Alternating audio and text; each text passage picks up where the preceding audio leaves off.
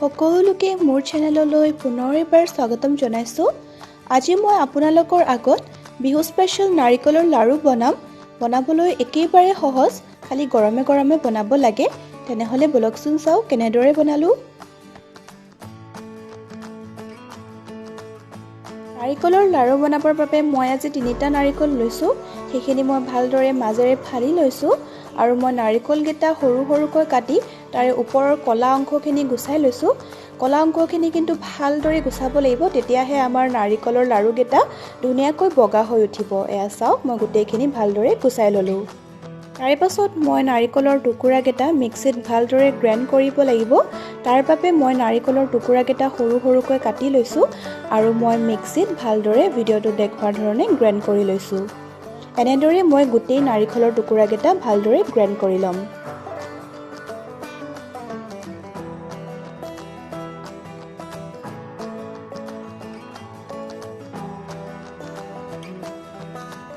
এয়া চাওক মই গোটেইখিনি নাৰিকল মিক্সিত ভালদৰে গ্ৰাইণ্ড কৰি ললো। তাৰ পাছত মই নাৰিকলখিনি চেনিৰে সানিম।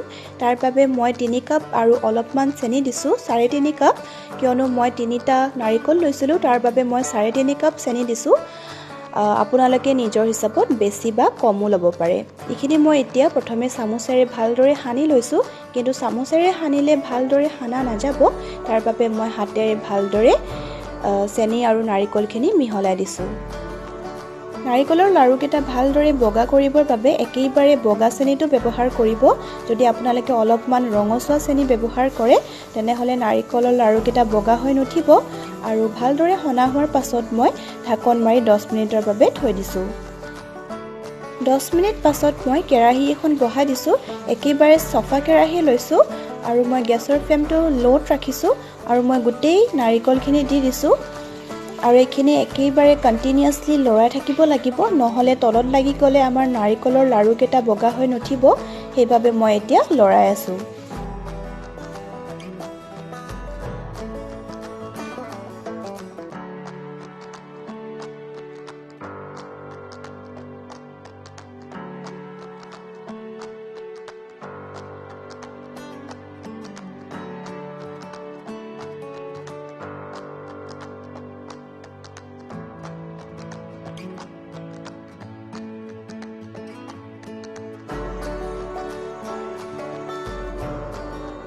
পঞ্চাছ মিনিটমান পাছত মোৰ নাৰিকলখিনি ৰেডি হৈ গৈছে।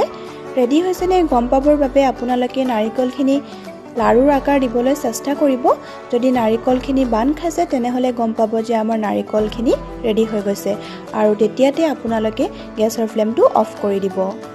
তাৰ পাছত মই গোটেই নাৰিকলখিনি এটা বেলেগ বাটিত উলিয়াই লৈছো আৰু মই ভিডিঅ'টো দেখুৱাৰ ধৰণে লাৰুকেইটা বনাই আছো।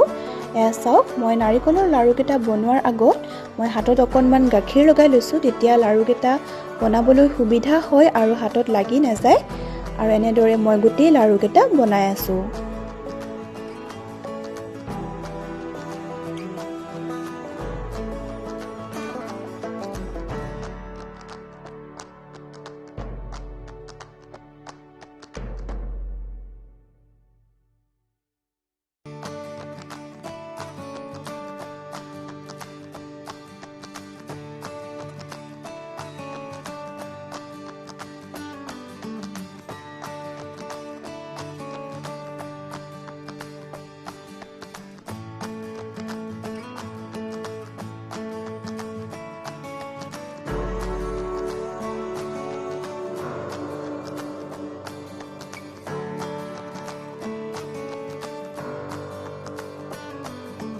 এয়া চাওক মোৰ গোটেই লাৰুকেইটা ভালদৰে বনোৱা হৈ গৈছে।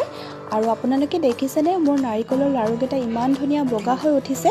আপোনালোকেও যদি এনেধৰণে বগাকৈ বনাব বিচাৰিছে তেনেহলে প্ৰথমে আপোনালোকে নাৰিকলৰ ওপৰৰ কলা অংশখিনি ভালদৰে গুছাই ল'ব আৰু চেনিখিনি আপোনালোকে একেবাৰে চফা আৰু বগা ব্যৱহাৰ কৰিব।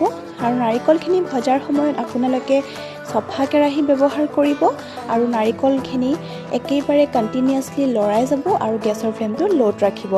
তেনেহলে আপোনালোকৰো নাৰিকলৰ লাৰুকেইটা একেবাৰে বগা হৈ উঠিব। আৰু যদি আজিৰ ভিডিঅ'টো ভাল লাগিল তেনেহলে লাইক এটা কৰি দিব। তেনেহলে অন্য এটা ভিডিঅ'ত আকৌ লগ পাই আছো, তেতিয়ালৈ বাই বাই।